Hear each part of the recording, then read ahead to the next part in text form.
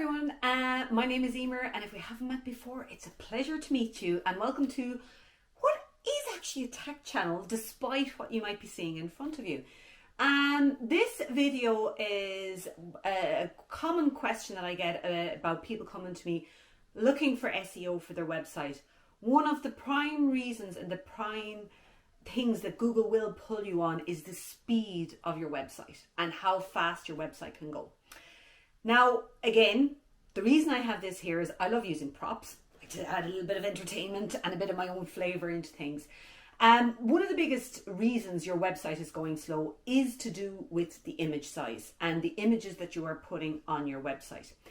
When you take a photograph, and even with smartphones now, they are so powerful. They're as good as any digital camera, proper digital camera. They create a very, very large file size. Now you might be saying, yeah, but I still see it on my phone. It's on my phone. It looks fine, but it will still contain the same amount of data. And that it would be if it was viewed at its full size. But our technology will always make it fit so that it fits on the screen. So making my pancakes this morning, I had this kind of aha moment of how do I explain digital size that looks the same size. So this is my perfect pancake mix, which makes these most amazing pancakes. And I added a bit more flour to this and a bit more water to this. So technically they all look the same volume or the same size. It doesn't look like it's any different. However, the consistency of the image file or the pancake mix is very, very different throughout. And again, more props is that for those of you who are into cooking, this has a nice dropping consistency. It still holds its shape, so when it goes in the pan, I was able to make a nice little pancake, but there's still a drop. It still flows.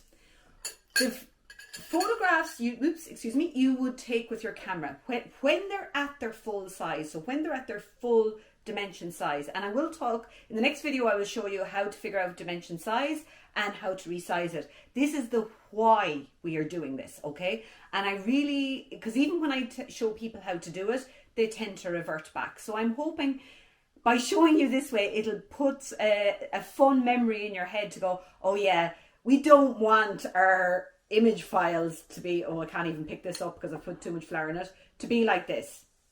Doesn't move. Okay? And it won't even come off the spoon.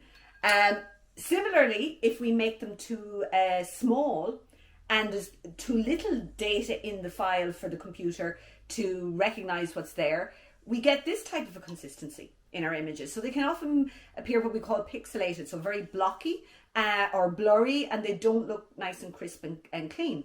So there's kind of this midway between the two of them of, okay, this, and the reason I brought my straws was if you, for those of you who have used paper straws with a milkshake, it can be great fun if the milkshake is too thick. This is a great analogy for understanding how data comes down through whatever means it's coming to you, whether it's through fiber, whether it's through Wi-Fi in the air and everything. And the Wi-Fi in the air is the slowest way to transmit data. So, but data, if you think of it like consistency, okay? Can you imagine trying to suck up if that was a milkshake? We'll forget about pancake mix for a minute. We'll think of something tastier. Something that is that like that. It's going to be slow. Your jaws are going to be very slow or sore trying to get anything out of your milkshake cup. This one, it's still a milkshake. This one, it's turned into a very flat, something that's no longer a milkshake that more resembles like a soda or a fizzy drink. So do you see that even though the size-wise these look similar, from a consistency point or the amount of data that will be in each of them is very, very different. Does that make sense? So if we're not resizing our images, if we're putting up images that are in this category all the time onto our website, it's going to start slowing it down. It's going to cause the pages, make them very, very slow to appear on your phone, because your phone is trying to drag the data down through something like a straw onto your phone. And similarly, if it's and that's why there are technologies that can change and make them faster. But if we do at least aim, and I will show you, as I said, this is the why. I'm going to show you in the next video how we take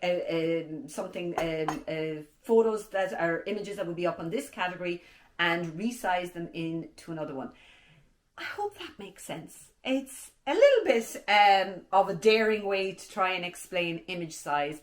But it's the importance, and when people come to me, if their images are huge, if they're and they're not renamed, and we're going to cover all that in further videos, but if they're the biggest reason your website is not performing on Google is speed, number one. If it's slow, it's automatically knocked down because nobody likes waiting around anymore. So Google will not even entertain it. By getting your images right, it'll go up a bit. By doing so we're going to resize them in the next one, and then I'm going to share some other ways that you can improve your SEO ranking all by yourself.